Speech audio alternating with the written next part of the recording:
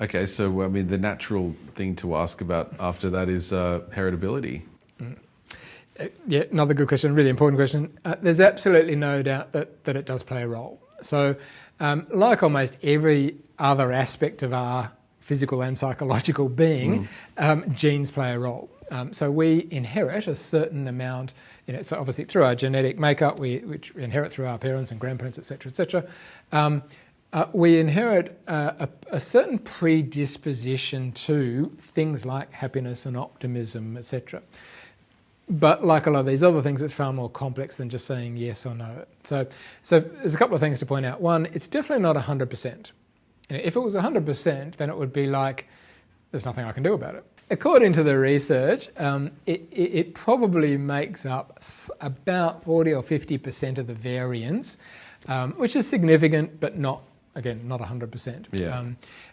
The good news, I suppose, is that there are other factors over which we have much more control, because obviously we've got little control over our genes, that we can do something about. So there's the context or the situations we put ourselves in make a difference.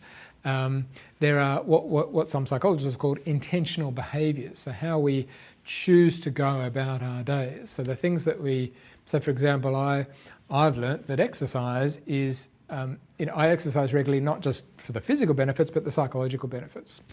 For me, it's a potent antidepressant, stress buster, mood enhancer. Meditation is something I choose to do because it helps me, very much helps me manage my emotions. So there's a whole bunch of things that we can choose to do, coming back to something we talked about earlier, practicing kindness. We can choose to do these things, and if we choose to do the right things, that will significantly influence the extent to which we enjoy happiness.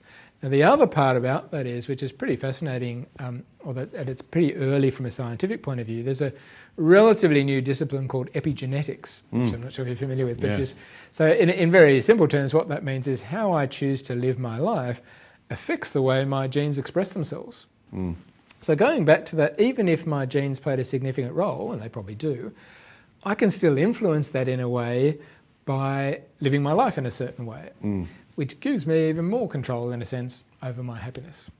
To check out the full interview, there'll be a link somewhere. I'm sure you'll figure it out. You're an adult, presumably.